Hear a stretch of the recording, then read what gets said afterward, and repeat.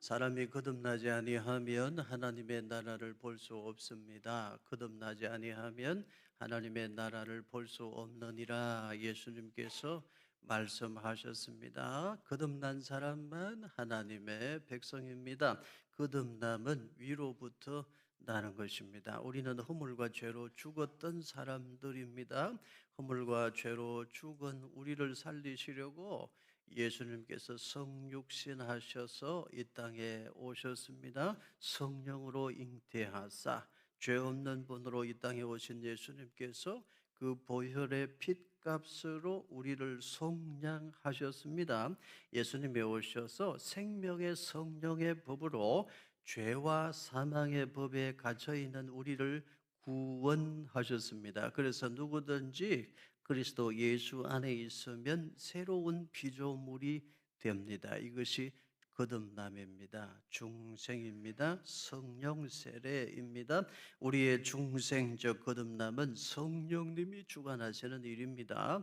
우리가 하나님 말씀 들을 때에 성령님이 우리 안에 믿음을 일으키십니다. 우리가 하나님 말씀 들을 때 성령님이 효력 있는 부르심으로써 우리를 불러서 예수님과 연합하게 하십니다.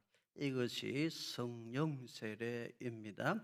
우리의 거듭남은 예수 그리스도의 대속의 공로를 성령님이 우리에게 적용하심으로 이루어집니다. 그래서 거듭남이 곧 성령 세례입니다. 우리가 예수 그리스도를 믿어 성령 세례 받을 때 성부 하나님은 우리에게 칭의를 선언하십니다. 칭의는 의롭다고 칭하다는 뜻입니다. 칭의는 하나님께서 예수 그리스도 안에 있는 사람들을 의롭다고 선언해 주시는 하나님의 은혜입니다. 로마서 3장 24절 같이 읽겠습니다. 그리스도 예수 안에 있는 속량으로 말미암아 하나님의 은혜로 값없이 의롭다 하심을 얻은 자 되었느니라. 칼빈은 기독교 강요 3권 11장에 이렇게 칭의에 대해서 서술을 합니다. 우리 같이 읽어보십시다. 칭의는 예수 그리스도 안에 있는 자들을 하나님이 자기의 은혜 속으로 받아들이심을 뜻한다. 칭의의 두 요소는 예수 그리스도의 속량으로 말미암은 죄사함과 의의 증가이다. 칭의는 예수 그리스도 안에 있는 자들을 하나님이 자기의 은혜 속으로 받아들이심을 의미합니다. 칭의의 두 요소는 예수 그리스도의 속량으로 말미암은 죄 사함과 의의 전가입니다. 먼저는 예수님이 십자가에 달려 보혈의 피값으로 우리를 대속하신 것을 하나님께서 인정하십니다. 그리고 예수님께서 이루어 놓으신 그 의, 예수님의 의를 우리에게 적용하셔서 우리를 의롭다고 선언하십니다. 이것이 칭의의 은총입니다. 거듭난 사람과 거듭나지 못한 사람은 여기서 갈라집니다. 예수님께서 당신을 위하여 십자가를 지시고 당신을 위하여 고난의 피를 흘리시고 예수님께서 보혈의 피값으로 당신을 대속하시고 속량하셨습니다. 예수님께서 십자가에 달려 형벌 받으신 것을 하나님은 당신에게 적용하셔서 당신을 의롭다 하십니다. 예수님의 의를 당신에게 적용하심으로 당신은 의롭다 하심을 얻어 하나님 백성이 되었습니다. 성경 말씀을 통해서 복음을 받을 때에 거듭난 사람, 성령의 감동하심을 따르는 사람들은 이상하고 신비하고 놀랍게도 가슴이 뜨거워져요. 그리고 감격하고 감사하게 되고 회개하게 되고 눈물이 흐르고 하나님의 은혜를 찬송하게 됩니다. 하나님의 은혜 잊지 않겠습니다. 하나님 백성답게 살겠습니다. 예수님의 그 사랑 전구하고 실천하는 사람으로 살겠습니다. 이렇게 고백하게 되어져 있어요.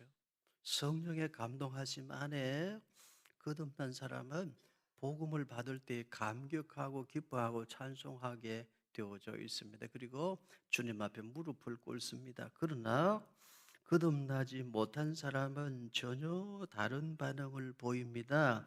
예수님 그분이 십자가에 달려 죽으신 것하고 나하고 무슨 상관이 있으려고요? 그분이 뭐 잘못한 게 있으니까 죽었겠죠. 그분이 죽은 것하고 나하고 무슨 상관이 있으려고요? 그분이 나를 위해 죽으셨다고요? 그럴 리가요? 이렇게 반응하는 사람들이 있습니다. 예수님이 나를 위해 십자가에 달려 죽으셨다고요? 그럴 리가요? 나는 안 믿어지는데요. 그렇게 반응하죠. 완전히 다릅니다. 반응하는 태도가 완전히 달라요. 여러분, 왜 이런 차이가 생기는 것일까요? 고린도전서 12장 3절 같이 읽습니다. 그러므로 내가 너희에게 알리노니 하나님의 영으로 말하는 자는 누구든지 예수를 저주할 자라 하지 아니하고 또 성령으로 아니하고는 누구든지 예수를 주시라 할 수 없느니라. 고린도전서 3장 16절도 같이 읽습니다.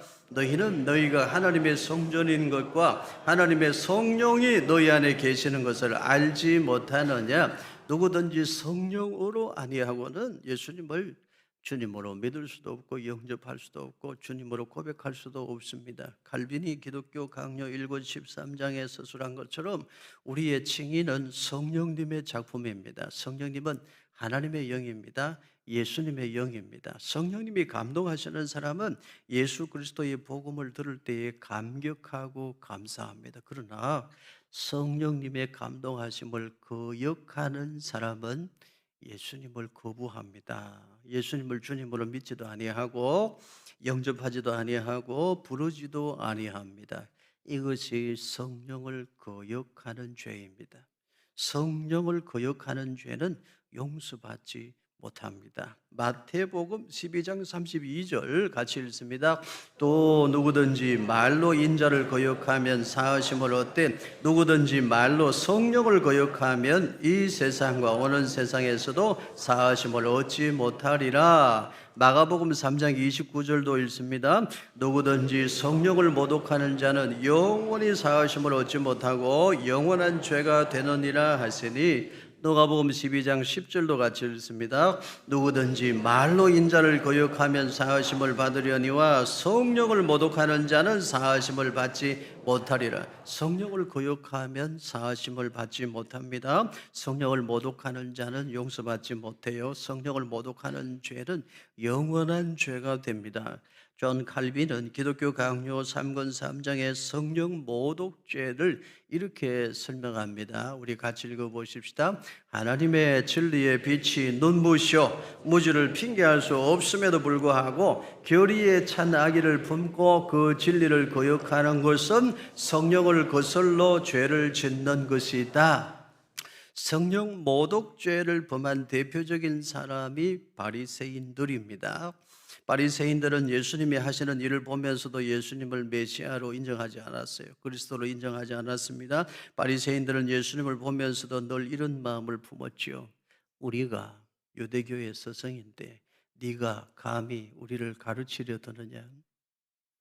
우리가 율법에 정통하고 우리가 율법을 잘 지키는 사람들인데 감히 네가 우리의 스승이 되겠느냐? 너는 갈릴리 목수 출신으로서 우리를 가르치려 드느냐? 갈릴리에서 무슨 선한 것이 나오겠느냐? 갈릴리에서는 선지자가 나지 못하느니라. 그렇게 경멸하는 눈으로, 악의에 찬 눈으로 바리새인들은 예수님을 거역하고 비방했습니다. 예수님이 귀신을 쫓아내실 때도 바리새인들은 폄하하고 폄훼했습니다. 귀신의 왕 바알세불을 의지해가지고 지금 귀신을 쫓아내고 있는 것이다. 그러면서 예수님의 사역을 폄하하고 폄훼했습니다. 그들에게 예수님이 하신 말씀이 성령 모독죄입니다. 성령 모독죄는 예수님께서 1차적으로는 바리새인들에게 하신 말씀입니다. 성령을 모독하는 죄는 사하심을 얻지 못한다고 말씀하셨습니다. 성령 모독죄는 결의에 찬 악의를 품고서 진리를 거역하는 것입니다. 성령님이 증거하시는 구원의 진리를 거역하는 것입니다. 바리새인들은 결의에 찬 악의를 품고서 성령을 거역하고 예수님을 배척했습니다. 바리새인들은 사실 참 안타까운 사람들입니다. 왜냐하면 그들은 굉장히 좋은 사람들이었기 때문입니다. 바리새인들이 우리보다 훨씬 나은 사람들이었을 것입니다. 그들은 율법을 철저히 지켰습니다. 금식 기도도 많이 했습니다. 구제도 많이 했습니다. 그런데도 그들은 성령을 모독하고 예수님을 죽이려고 의논하고 예수님을 대적하고 예수님을 거역하는 사람들이 되고 말았습니다. 바리새인들은 어찌하여 그렇게 성령을 모독하는 사람들이 되고 말았을까요? 바리새인은 이렇게 정리할 수 있어요. 우월의식, 우월의식에 사로잡혀 분리주의자들이 되었습니다. 우리는 너희들하고는 달라. 그리고 율법주의자들이 되고 끝내는 외식하는 사람들, 외식주의로 흐르고 말았습니다. 바리새인의 근간은 우월의식입니다. 교만입니다. 이것이 문제인 것입니다. 지금도 성령을 거역하는 사람들은 바리새인들처럼 말합니다. 내가 선생인데 네가 나를 가르치려 드느냐? 세상은 내가 너보다 더 잘할걸? 인생도 내가 너보다 더 우월해. 자기 신념이 없고 자기 의지가 약한 사람들, 연약한 사람들이나 하나님을 찾고 교회를 다니지. 나는 그런 사람 아니야.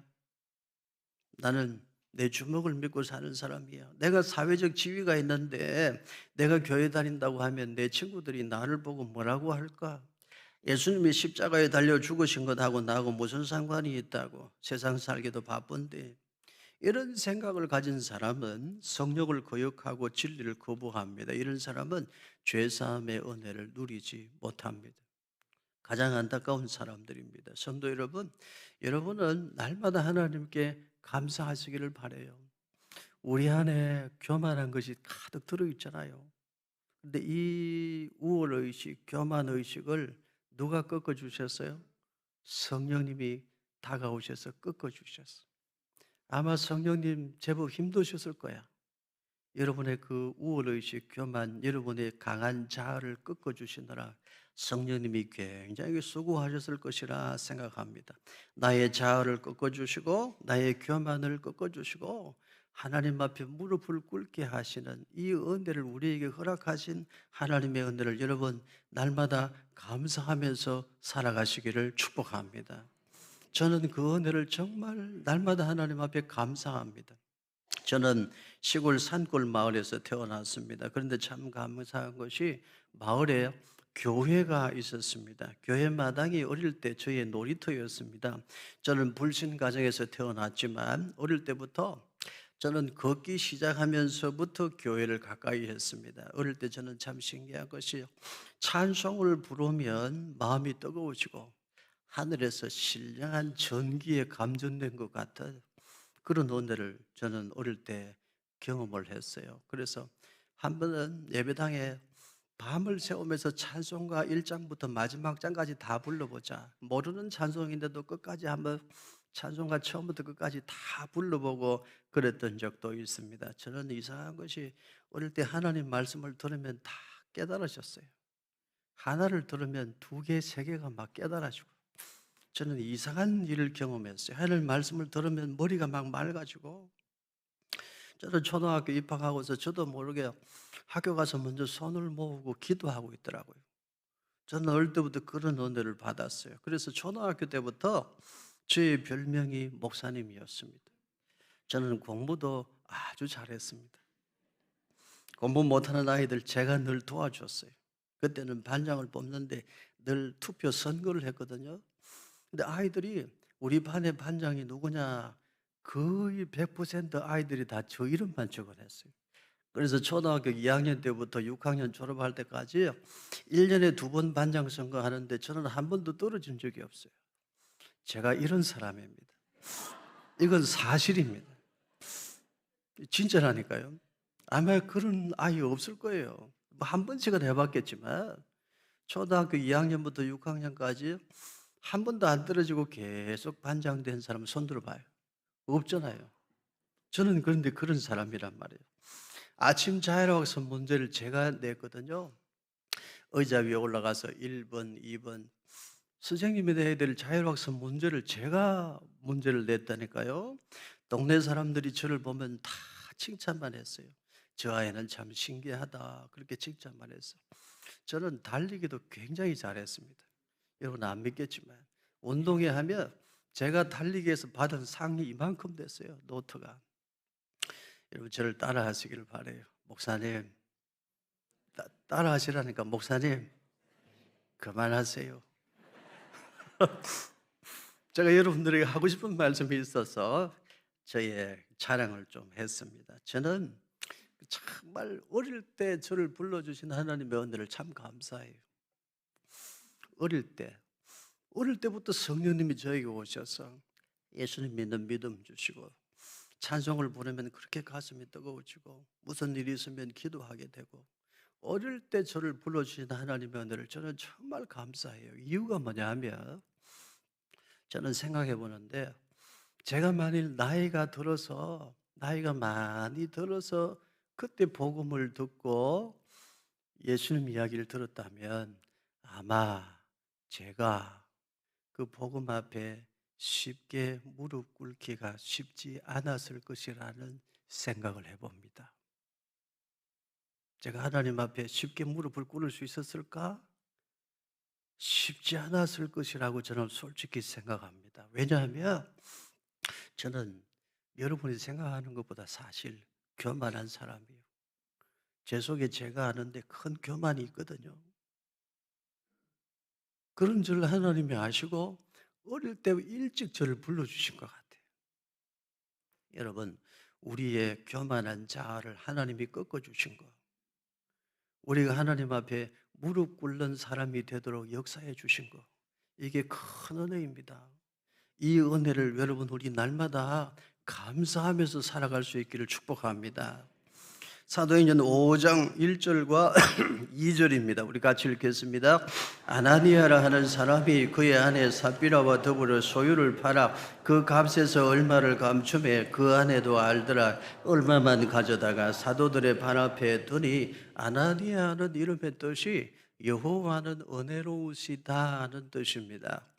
삽비라는 사파이어, 보석이라는 뜻이고 이 삽비라는 이름이 아름답다는 뜻이에요. 참 좋은 이름이죠. 아나니아 삽비라 부부가 그 좋은 이름대로만 살았다면 참 좋았을 텐데 그런데 이 사람들은 안타까운 인생을 마치고 말았습니다. 이 부부는 같이 의논하고서 소유를 팔았는데 얼마를 감추었습니다. 서로 의논하고서 얼마만 가져다가 사도들의 발 앞에 두었습니다.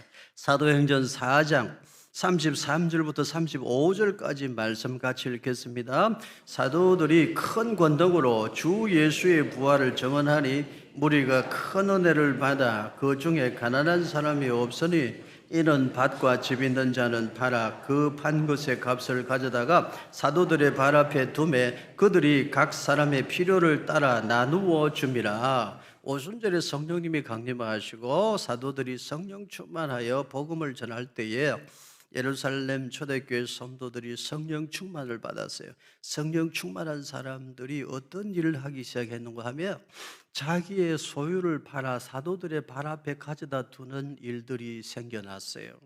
자기의 재산을 팔아서 사도들의 발 앞에 두었다는 것은 하나님의 일에 사용해 주세요. 그리고 맡겼다는 것입니다. 그 일의 대표적인 사람이 바나바라는 사람인데요.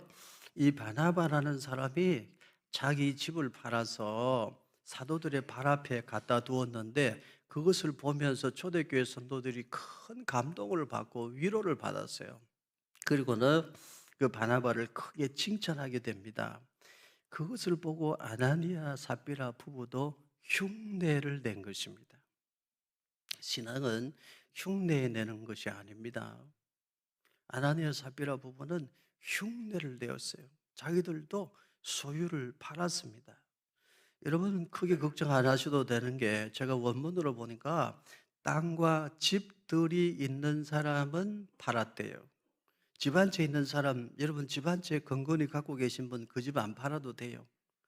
집들이 있는 사람, 집들이 여러 채 있는 사람은 자기 사는 집 말고 집을 팔아가지고 사도들의 발 앞에 갖다 두었대요.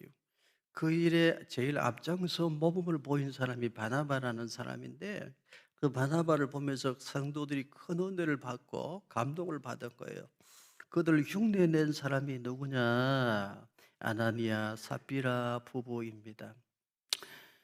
아나니아 삽비라 부부도 자신들의 소유를 팔았습니다. 거기까지는 잘했습니다. 그런데 아나니아 삽비라 부부는 자신들의 소유를 팔아서 얼마는 감추었습니다. 거기까지 그래도 괜찮습니다. 이해할 수 있습니다. 사람이니까요.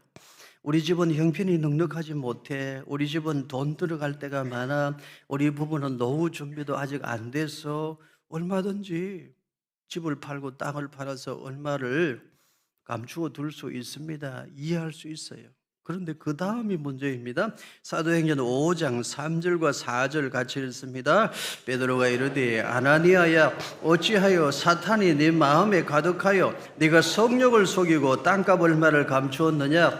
땅이 그대로 있을 때에는 네 땅이 아니며 판 후에도 네 마음대로 할 수가 없더냐? 어찌하여 이 일을 네 마음에 두었느냐? 사람에게 거짓말한 것이 아니요 하나님께로다. 여러분 성경책에 밑줄을 그으세요. 사탄이 네 마음에 가득하여.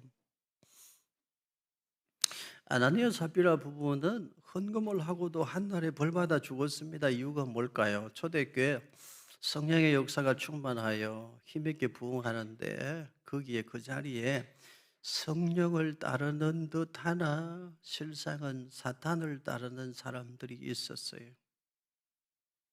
사탄의 유혹에 넘어간 사람들이 있었습니다. 성령을 속이는 사람들이 있었습니다.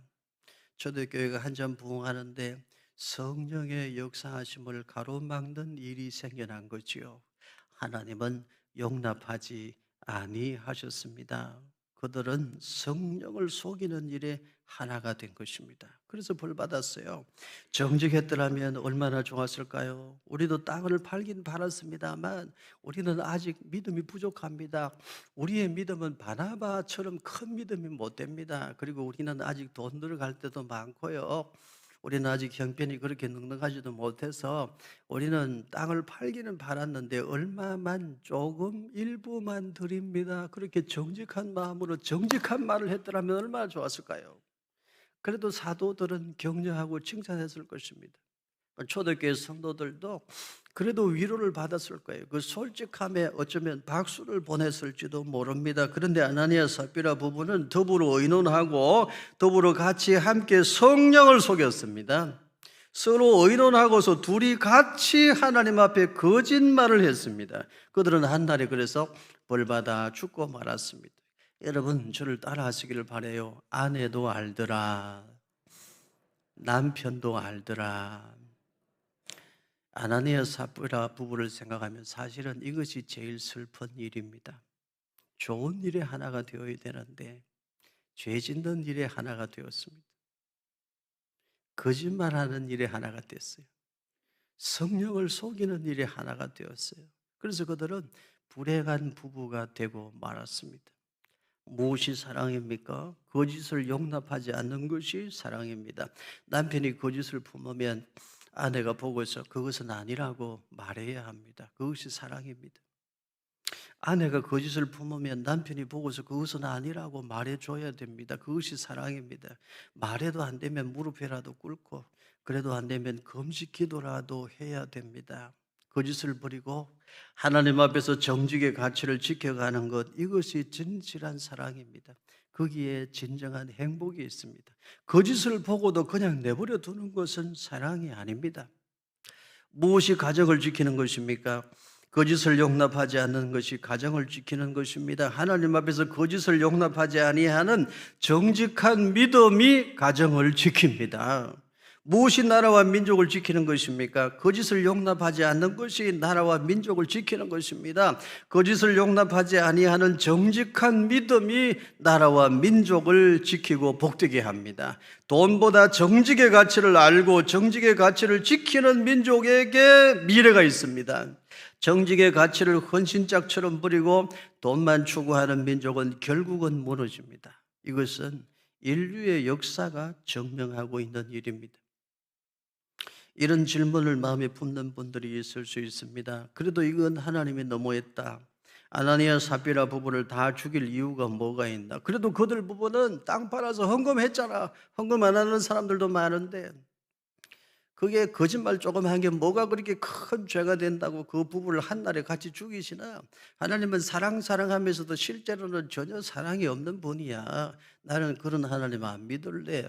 혹시 여러분 마음에 그런 생각이 드시는 분 있지는 않습니까? 아나니아 삽비라 부부는 자기들의 소유를 팔아서 사도들의 발 앞에 갖다 두었습니다. 그런데 그 일로 인해 그들은 죽었습니다. 이유가 뭘까요, 여러분? 성령을 따르는 듯 하나 실상은 사탄을 따르는 자들에 대한 사망 선고입니다. 성령을 속이는 자에 대한 사망 선고입니다. 성령을 속이는 것이 얼마나 큰 죄인지를 보여주는 사건입니다. 거짓이 얼마나 크게 죄가 되는지를 보여주는 사건입니다.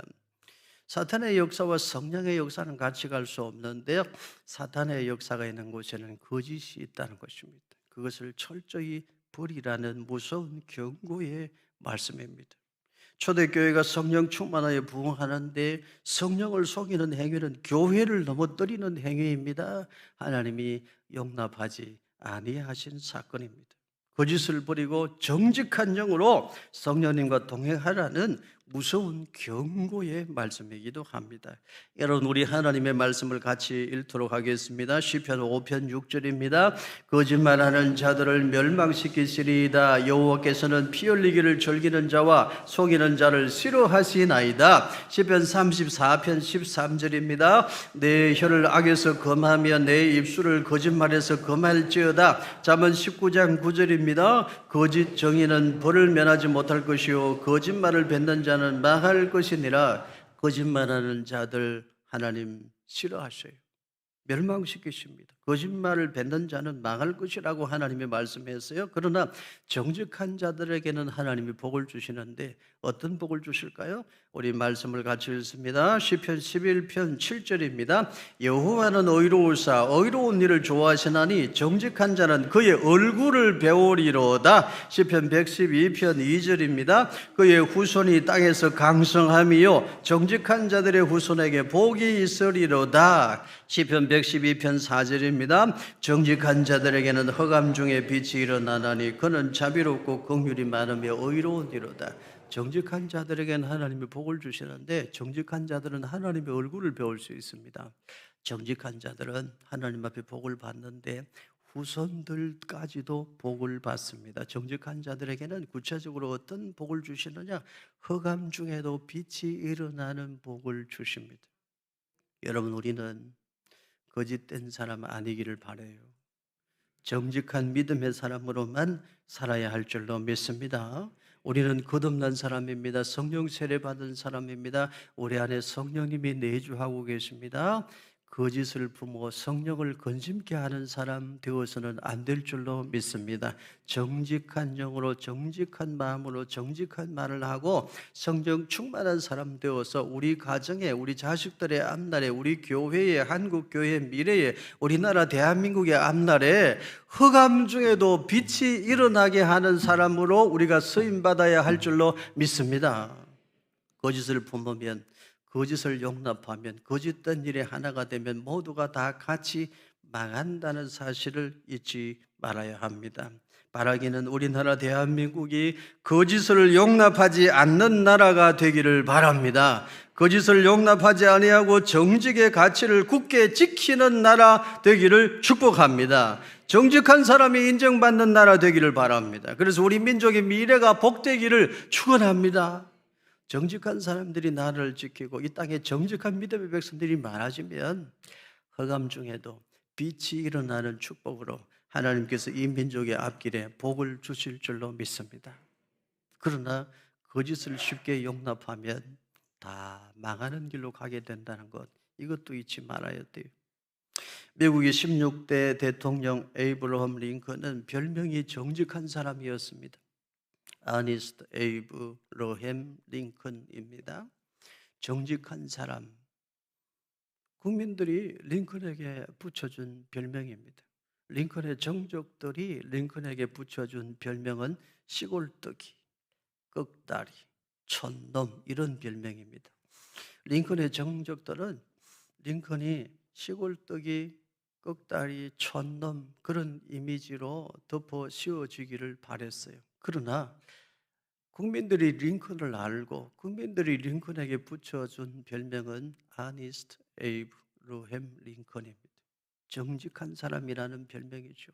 그런 별명을 얻은 링컨은 지금도 미국 역대 대통령 중에 가장 존경받는 대통령으로 남아 있습니다. 저는 미국 서부에 있는 그랜드 캐년을 보면서 너무나 감탄했어요. 하나님의 솜씨가 위대하시다. 그 광대한 경치를 보면서 하나님의 크고 위대하심을 찬양했어요. 그런데 제가 워싱턴에 있는 링컨 기념관에 갔을 때는 제 마음이 숙연해졌습니다. 남북 전쟁이 한창일 때 참모들이 각하 하나님이 우리 편이 되어 주신답니까? 우리는 하나님이 우리 북군 편이 되어 주시기를 날마다 기도하고 있습니다. 각하 하나님이 우리 편이 되어 주실 거니까 너무 걱정하지 마세요. 참모들이 링컨 대통령에게 그렇게 말을 했는데 그때 링컨 대통령이 이런 말을 했다고 그러잖아요. 우리가 하나님 편에 서야죠. 우리가 하나님 편에 서게 해달라고 기도해야지. 하나님이 우리 편에 서게 해달라고 기도해서는 안 됩니다. 하나님 내 편이 되어달라고 기도하지 말고 내가 하나님 편에 언제나 서게 해달라고 우리는 그렇게 기도해야 됩니다. 링컨이 그렇게 말을 했대요. 그 일화가 생각이 나면서 저는 링컨 기념관에 갔을 때 제 마음이 많이 숙연해졌습니다. 링컨의 어머니 낸시 여사는 링컨이 9살 되었을 때 병으로 세상을 떠나면서 어린 아들 링컨에게 성경책을 손에 쥐어 주었다고 그래요. 내 아들, 사랑하는 링컨, 너는 이 하나님 말씀대로 살아야 된다. 나는 너에게 큰 땅을 물려주는 것보다 하나님 말씀 성경 물려주는 것을 가장 기쁘게 생각한다. 그리고 눈을 감았대요. 링컨은 학교 정규 교육을 받은 기간은 1년도 안 된다고 그래요. 그런데 링컨에게는 무엇이 있었나요? 성경이 있었어요. 하나님 말씀이 있었어요. 성경의 사람, 말씀의 사람으로 살아가니까 어떤 별명을 갖게 됐다고요? 아니스트 에이브 로햄 링컨, 정직한 사람이라는 별명을 얻게 된 거예요. 그것이 그를 위대한 인물로 만들었습니다. 하나님 말씀, 성경의 사람으로 사니까 정직하게 사는 것입니다. 가난한 집안에서 태어난 링컨은 잡부, 청량기사, 우체국 직원, 가게 점원으로 일을 했습니다. 한 번은 가게 점원으로 일을 하는데 저녁에 결산을 해보니까 멀리 사는 할머니 한 분에게 거스름돈을 조금 적게 준 것을 알게 됐어요. 결산을 다 마치고 가게 문을 닫고 어두운 밤에 먼 길을 걸어서 그 거스름돈을 돌려주려고 갔습니다. 그 할머니가 아니 이 밤에 이 멀리 이 얼마 되지도 않는 거스름돈 때문에 이곳 멀리까지 찾아왔느냐고. 할머니 제가 잘못한 것입니다. 할머니의 것을 당연히 할머니에게 돌려드려야죠. 그때부터 링컨의 별명이 정직한 사람이라는 별명입니다. 여러분 정직하면 손해보는 것 같아도 결국은 정직한 사람이 이기고 승리합니다. 하나님이 함께 하시기 때문에요. 지금 당장 거짓을 용납하면 육신이 편할 수 있습니다. 그러나 결국은 그 길은 망하는 길입니다. 저는 링컨 기념관에 갔을 때 이런 마음을 가졌습니다. 하나님, 우리나라도 언젠가는 이런 지도자를 가진 나라가 되게 하여 주시옵소서. 하나님 말씀을 살아가는 지도자를 주시옵소서. 언젠가는 우리나라도 성경 말씀을 따라가는 그런 지도자, 날마다 하나님 편에 설 수 있는 그런 지도자를 가진 나라가 되게 하여 주시옵소서. 정직한 지도자를 우리 민족도 언젠가는 갖게 하여 주시옵소서. 거짓말을 할 줄도 모르고 거짓을 용납할 줄도 모르는 그런 지도자를 언젠가는 우리 민족의 지도자로 하나님 세워 주시옵소서. 그런 마음을 가지고 그런 마음으로 기도한 적이 있습니다. 오늘은 스승의 주일입니다. 우리 주일학교 선생님들은 가슴에 비전을 품고 기도하시기를 바랍니다. 우리 주일학교 아이들이 자라서 언제나 하나님 편에 서는 사람들이 되게 하여 주옵소서. 정직한 에이브로햄 링컨처럼 거짓을 모르는 사람이 되게 하시고 정직한 믿음의 사람으로 살아서 흑암이 있는 곳에 빛을 비추는 사람이 되어서 우리나라 민족의 지도자들로 세워지고 한국 교회의 지도자들로 세워지고 지구촌 복음화를 위해 쓰임받으며 하나님 나라 확장하는 일에 쓰임받는 우리 주일학교 아이들이 되게 하여 주시옵소서. 우리 선생님들은 그렇게 꿈과 비전을 품고 기도하고 아이들을 가르쳐 주시기를 부탁을 드립니다. 사랑하는 성도 여러분, 우리 앞선 사람들은 모두 다 뒤에 있는 사람들에게 선생의 역할을 하고 있습니다. 내가 원하든 원하지 않든 우리는 다 선생의 역할을 하고 있는데, 이유가 뭐냐면 우리가 남겨놓은 발자국이 이정표가 되어서 우리 후손들에게 길잡이 역할을 하기 때문입니다. 우리가 남겨놓은 발자국이 거짓으로 가득한 발자국이 되면 되겠습니까? 정직한 믿음의 발자국을 남기는 좋은 스승의 삶을 우리 모두가 살아갈 수 있기를 축원합니다. 우리 후손들에게 우리 모두 좋은 스승이 되기를 축복합니다. 저를 포함해서 우리 모두 다 꼰대가 되지 말고 진실로 스승이 되기를 바랍니다. 우리도 정직한 믿음의 사람으로 살아가십시다. 정직의 가치를 지키는 이 나라 민족이 되도록 여러분 같이 기도하시기를 바랍니다. 성령을 거역하는 사람 되지 말고 성령 충만한 사람이 되고 날마다 하나님 편에 서서 하나님의 기쁨이 되어져가는 우리 모두가 될 수 있기를 예수님 이름으로 축복합니다.